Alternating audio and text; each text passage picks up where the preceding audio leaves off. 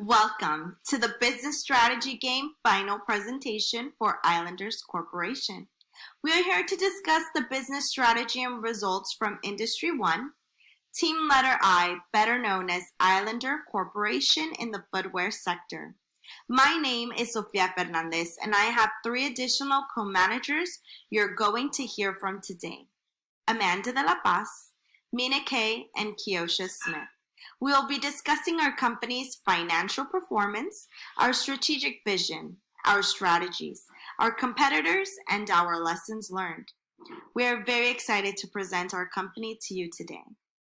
To kick us off first is Ms. Smith to discuss our strategic vision.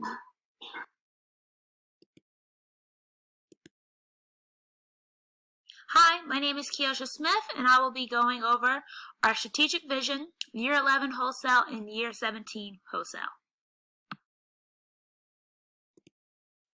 So our strategic vision, our initial strategic vision was to go for a high quality, high model. We wanted our shoes to stand out from the other team, so we made sure our SQs were high and we maxed out on best practices, training in TQM Sigma 6. As the game went on, our visions changed because we realized we were losing profits trying to produce large amounts of models in high quality. From there, we decided to either reduce the quality or reduce the amount of models, and we decided to reduce the quality. We cut both our best practices in half and our Sigma TQM, and this allowed us to use a new strategy, which was best cost differentiation. We started having a decent amount of models with decent quality at a decent price, and that worked very well for us. Up until when the game started to get highly competitive and our profits were being squeezed, and this happened in the later years towards year 14 through year 17, we decided to become more competitive by switching our strategy to a low-cost strategy, and we did this because it was an easier route for us, and we thought that we could swindle some of our competitors' customers on our side because we were providing very, very low cost shoes.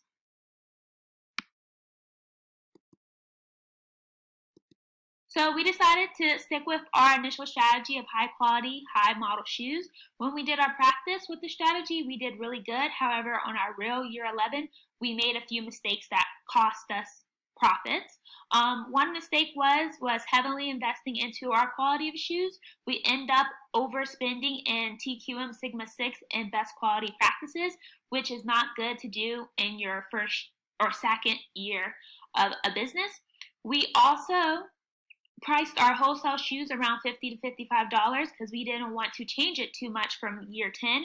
And this was a mistake because the difference from year 10 to year 11 was that we put a lot of money and we took out a huge loan to increase the quality of our shoes by maxing out best practices in TQM Sigma 6, and we didn't recuperate that money because we priced our shoes too low.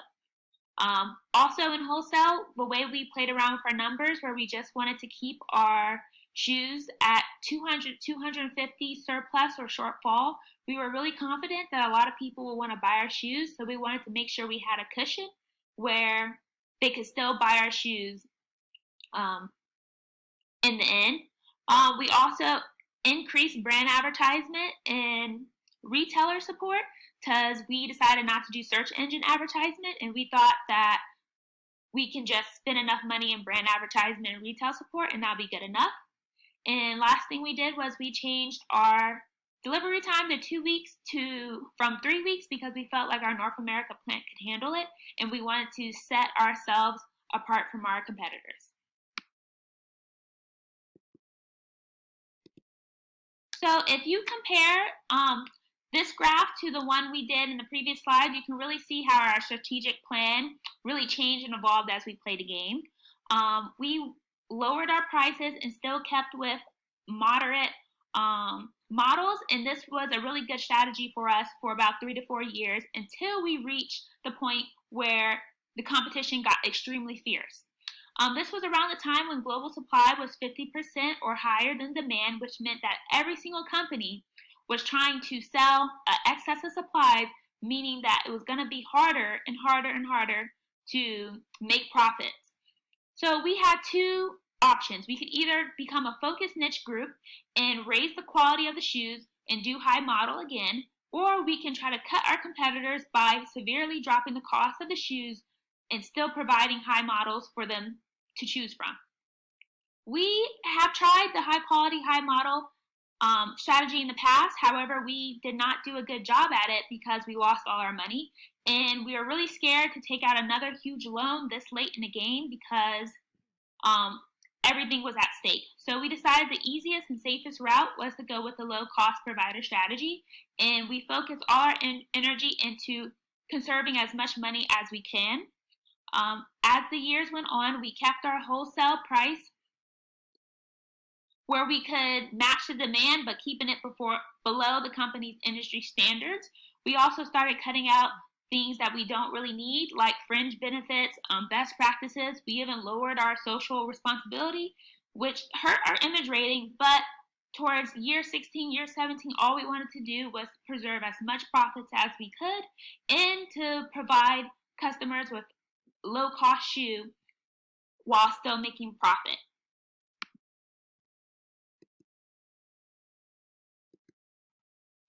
Hi, I am Amanda Delapaz, and I will be going over our company's net revenues for years 10 through 17.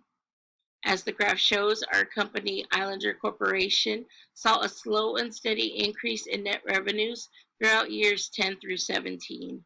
This confirms our decision to go with best cost provider strategy was a good choice for us.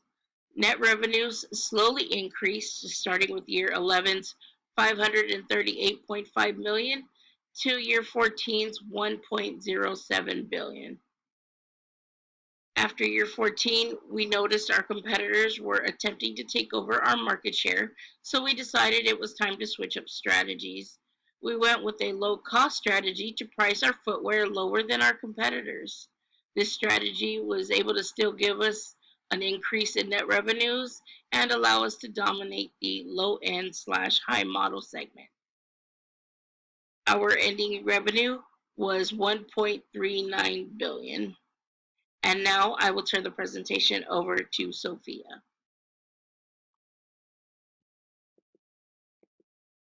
Once again, I'm Sofia Fernandez, and I'm going to go through the earnings per share and stock price with you. On this slide, you can see the earnings per share and trends from year 10 to year 17. The earnings per share is largely in line with the net revenues through its entirety, with an overall positive trend line. In the first year for earnings per share, there is a plateau since we were just starting off and getting accustomed to the system. But once we gained a better understanding, we were able to increase fairly quickly from years 11 to 14. The raised income observed resulted in higher earnings per share, which indicated that the company was earning more net income per share of stock outstanding. Noticeably, our company did struggle to increase our earnings per share in year 14 to 15, largely due to an oversaturated market with too many shoes being produced.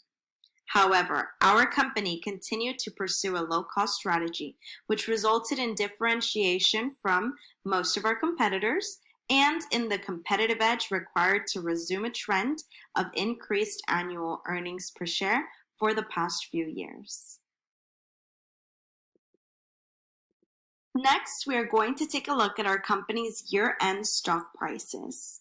Looking at the chart, our stock price begins with a plateau that was discussed in the previous slide, followed by an overall steady rise from years 11 to 14. As previously discussed, there was a steep drop in our company's stock price due to supply exceeding demand in the footwear sector.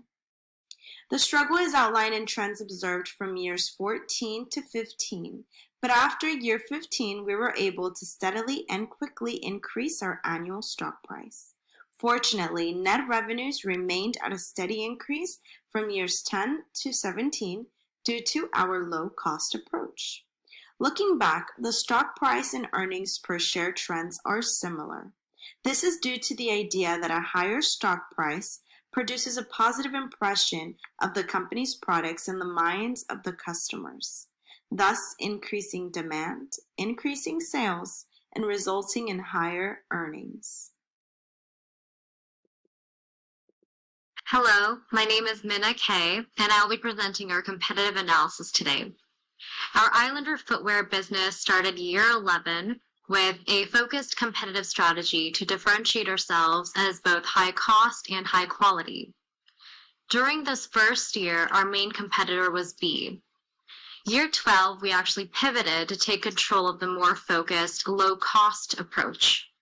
At that time, B also shifted strategies to where it was just as close a competitor as it was in year 11. B remained a competitor for our business all the way through year 14, and it was actually not until year 15 when B switched strategies that we found a new competitor in D, who was also vying for the best cost leader position. By year 17, our business took on sizable market share within the best cost region of the board, where our only main competitor remaining is G. We regard G as our closest competitor because, as you can see from our charts, G employed the same best cost strategy that we employed. And their financials look promising, definitely posing a threat for us. They have underpriced us in both the internet and wholesale segment, and while they have lower market shares there, they actually beat out our market share in the private label segment. Furthermore, while they are able to underprice us in internet and wholesale, their SQ rating is actually a lot higher than our SQ rating.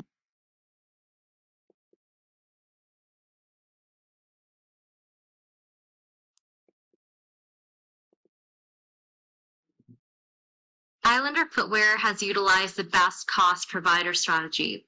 It has definitely worked in our favor, and we want to continue growing market share in this particular region. We're able to maintain low costs by strategically enhancing our existing factories, investing in technologies that could eventually lower the cost of production moving forward.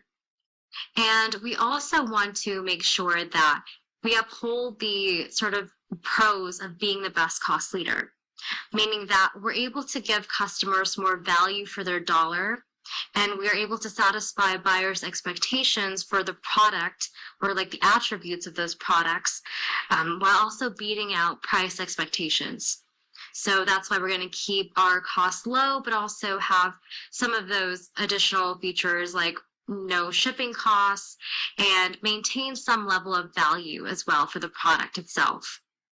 We want to avoid some of the pitfalls that come with fixating on a low cost strategy.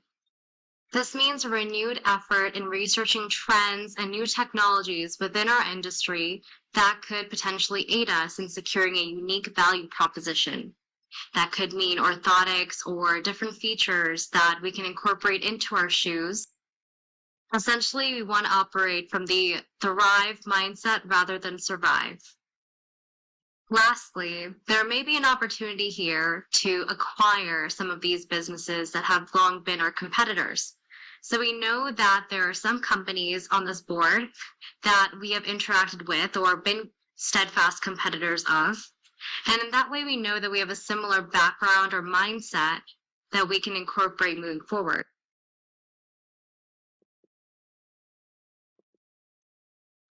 Lessons learned. Here's what our company learned about what managers should and should not do to create a winning strategy.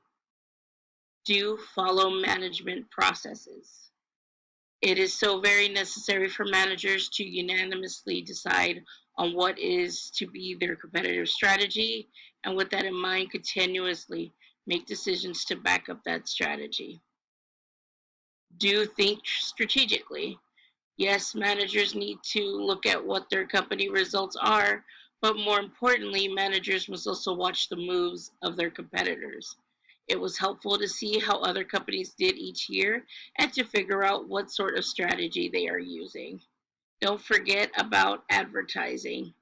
We didn't put much money into search engine advertising or celebrity endorsements at the very beginning, and that may have been what kept us from gaining any higher rank. Once we did increase our advertising and celebrity endorsements, we noticed better stats such as the SQ rating. Don't be afraid to take risks.